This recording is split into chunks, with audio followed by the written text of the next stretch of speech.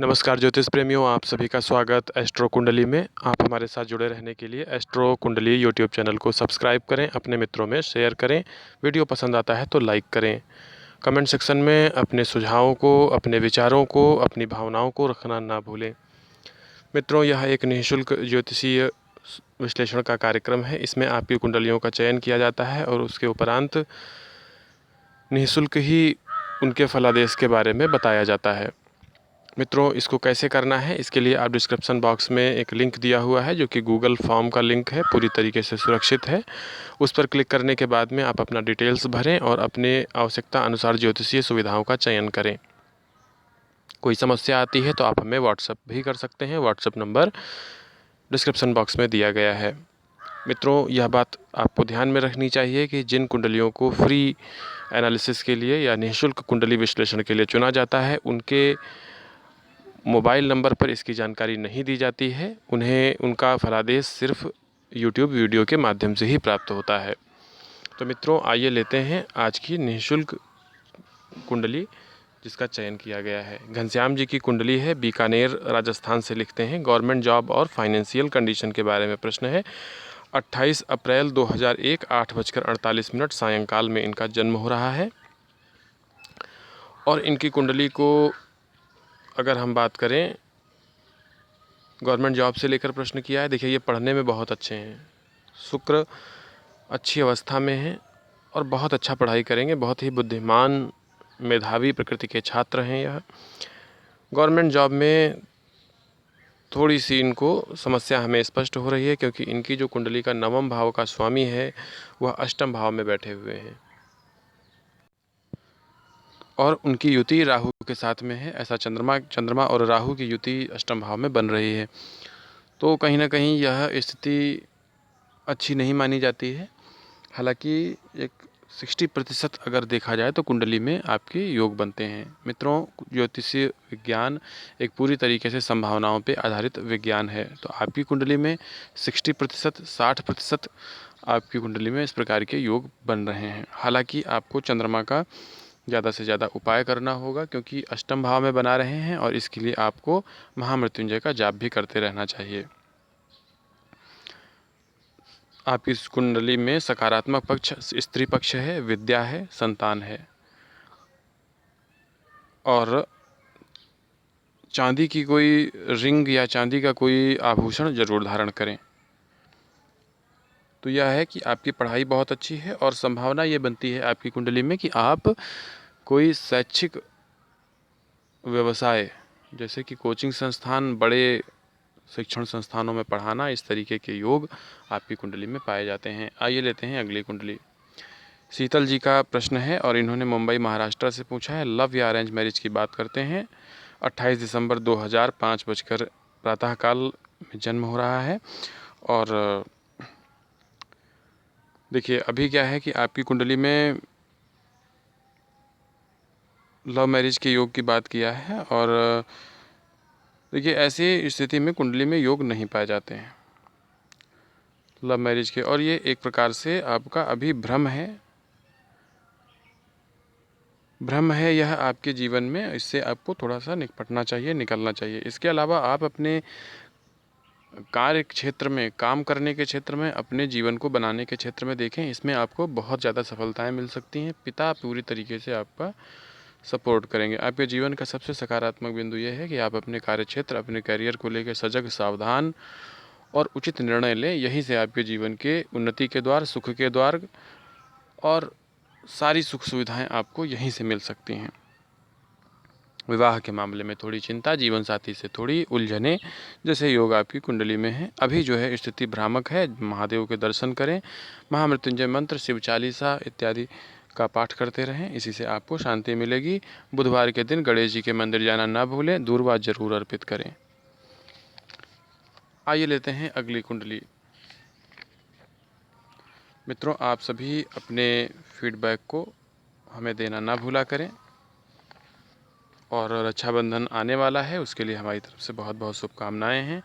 ये कुंडली है आरती गजेंद्र सावरे जी की और इसमें इन्होंने जो दिया है 31/7/1999 7:35 जलगांव महाराष्ट्र। पति के कामकाज से संबंधित प्रश्न किया है, संभवतः ही पर पति से कुछ चिंता होगी। पति इनकी लग्न बन रही है सिंह और राशि बन रही है इनकी सप्तम भाव में कुंभ राशि बन रही है। देखिए कुंडली में पति का साथ में रहना, हस्बैंड के साथ में जीवन व्यतीत करना सारी चीज़ें हैं, लेकिन भाग्य का साथ नहीं मिलेगा।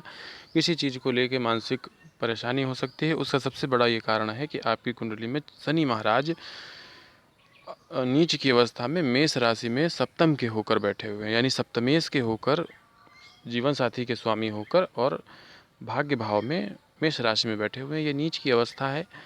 यहाँ से बहुत अच्छे फल नहीं मिलेंगे आपको। जीवन साथी से थोड़ी समस्याएं हो सकती हैं आपको यथाशीघ्र। दूसरा यह है कि राहु और सूर्य की भी युति द्वादश भाव में बन रही है, तो खर्चे से लेकर तमाम प्रकार की समस्याएं उत्पन्न हो सकती हैं। तो आपकी कुंडली में सर्वप्रथम आपको कुछ उपाय करने चाहिए, इससे ही आपके जीवन में कुछ सुधार होगा। और उपाय हम आपको बता रहे हैं, दारिद्र दहन स्तोत्र भगवान शंकर जी का है और इसका आप पाठ करें। और कनक धारा स्तोत्र, जो कि हम पहले भी अपने एक वीडियो में बता चुके हैं, धन से संबंधित समस्याओं को बाहर निकलने के लिए ये भी बहुत अच्छा फ़ायदा करेगा। आपके पति को काम जो उनके हैं, जो उनके कार्य क्षेत्र में उसमें बढ़ाएगा। समस्याएं यदि नियंत्रण में ना आए तो आप एक बार शनिवार का व्रत जरूर रखें। हालांकि यह अपने यहाँ सलाह ले लें, क्योंकि जब हम महाराष्ट्र के लोगों से बात करते हैं तो वहाँ एक चीज़ हमको सुनने में आती है कि महाराष्ट्र के लोग, जो स्त्रियाँ हैं, वो शनिवार का व्रत नहीं रखती हैं। न जाने ऐसा क्यों है, लेकिन आप अपने यहाँ इस पुरोहित से या ज्योतिषी जो भी हों, आप बात कर लें, क्योंकि ये आपकी स्थानीय परंपरा है। आइए लेते हैं अगली कुंडली। सुरभि जी की कुंडली 21 मार्च 2000 2:30 प्रातःकाल जबलपुर से प्रश्न किया है और इनका प्रश्न पढ़ाई लिखाई से संबंधित है। विवाह के बारे में इन्होंने पूछा है। कर्क लग्न की कुंडली है। चंद्रमा तृतीय भाव में सुशोभित हो रहे हैं और देखिए बहुत अच्छा है आपकी कुंडली में। आपने जो प्रश्न किया है कि आप टीचर बन पाएंगे, बहुत अच्छा टीचर बनेंगे, गवर्नमेंट में जाने के योग बनते हैं टीचर के। बहुत अच्छे से पढ़ाई लिखाई करिए। एकदम भ्रम की स्थिति जो मन में चल रही है, जो इधर उधर के विचार आपको परेशान कर रहे हैं, उनको आप अभी भूल जाइए। विवाह आपका, प्रेम विवाह होने के योग भी पाए जाते हैं कुंडली में, लेकिन अभी नहीं। अभी जब समय आएगा तो सारी चीज़ें होंगी। अभी आपके पूरे ध्यान, पूरी ऊर्जा, पूरी मानसिक स्थिति को पढ़ाई लिखाई पर ही केंद्रित करना है। इससे आपके जीवन में बहुत अच्छे एक गुणी अध्यापक बनने के योग आपके जीवन में आते हुए दिखेंगे आपको। 2026 के आसपास से आपका जीवन समय बहुत सही होने वाला है, इसलिए आपको पूरा ध्यान पढ़ाई लिखाई पे करना है। यदि आपको समस्या आ रही है तो आपको प्रातःकाल उठ के चिड़ियों को, पक्षियों को और इनको दाना डालें। छत पर चले जाएं, किसी उद्यान में जा सकते हैं, वहाँ पे जाके पक्षियों को दाना डालें और भगवान महादेव के दर्शन करें। इससे आपका दिमाग जो है केंद्रित होने लगेगा, एकाग्रता आएगी। योगा कर सकते हैं, मेडिटेशन कर सकते हैं। बहुत अच्छी कुंडली है। पढ़ाई लिखाई के संबंध में बहुत अच्छी कुंडली है। विवाह के मामले में भी बहुत अच्छी कुंडली है। हाँ, जीवन साथी थोड़ा सुंदर नहीं होगा। खैर, सुंदरता का कोई मोल भी नहीं होता है, गुण होने चाहिए व्यक्ति में। आइए लेते हैं अगली कुंडली। अजय टेलर जी की कुंडली है। 6/1/2001 12:30 दोपहर में 12:30 चूरू से भेजते हैं यह, और कह रहे हैं कि इनको जो समस्या चल रही है, एजुकेशन से पीड़ित हैं, कुछ एजुकेशन से इनको समस्या है। बिल्कुल आपकी कुंडली में एजुकेशन के बहुत अच्छे योग हैं। हालांकि जो दशा अभी है वो सपोर्ट नहीं कर रही है आपको एकदम, लेकिन 3/6/2020 3 जून 2020 से आपकी कुंडली में अच्छे समय का प्रारंभ हो चुका है और 2021 आपका अच्छा बीतेगा। और जो शिक्षा से संबंधित जो आपके कार्य रुके हुए हैं वे निश्चित ही पूरे हो जाएंगे। और आपके जीवन में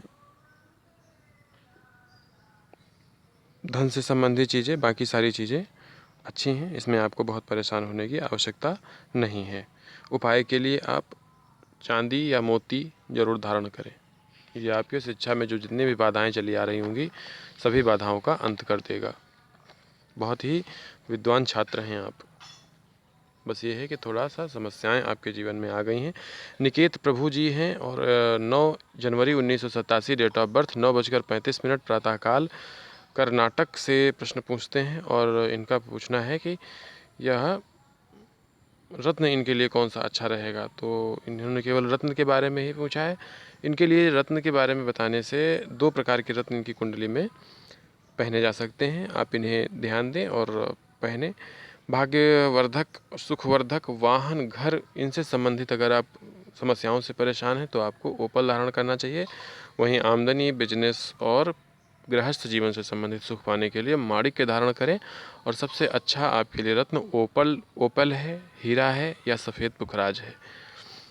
तो ये आपकी कुंडली थी। बहुत अच्छा लगता है जब हमसे बहुत दूरस्थ लोग कर्नाटक जैसे राज्य से संपर्क करते हैं लोग, क्योंकि भारत में विभिन्न प्रकार की भाषाएं बोली जाती हैं और जैसे जैसे हम दक्षिण भारत की तरफ बढ़ते जाते हैं वैसे ही हिंदी का इतना प्रचलन या हिंदी इतनी ज़्यादा समझी नहीं जा सकती है। इसके लिए अन्य भाषाएं सीखनी चाहिए और ताकि वहाँ तक लोग हमसे जुड़ें, इस पर हम ज़रूर ध्यान देंगे। और राहुल जी की कुंडली है 11:40 प्रातःकाल, वाराणसी। गवर्नमेंट जॉब के बारे में प्रश्न पूछते हैं। देखिए कुंडली जो है, और मैंने शायद डेट ऑफ बर्थ इनकी 13/12/1983 इन्होंने बताई है मुझे। और कुंभ लग्न है। चंद्रमा मीन राशि में सुशोभित हो रहे हैं। गुरु अस्त की स्थिति में है। देखिए ये कुंडली आपकी गवर्नमेंट जॉब, और इतना एज हो गया आपका 83 हो गया है। केतु की महादशा चल रही है। आपके जीवन के सकारात्मक बिंदु स्त्री है और व्यवसाय है। थोड़ा सा बाधाएं हैं जीवन में, क्योंकि गुरु ही अस्त हैं आपकी कुंडली में, वो भी एकादश भाव के स्वामी। क्योंकि एक बात तो बहुत सत्य है कि जो गवर्नमेंट जॉब जितनी भी होती हैं उनमें जो एकादश भाव है आपका वो अच्छा होना चाहिए, क्योंकि आप एक सैलरी निश्चित रूप से पाते हैं और अच्छी सैलरी पाते हैं और सिक्योर होती है, प्रति महीने आपको प्राप्त होती है।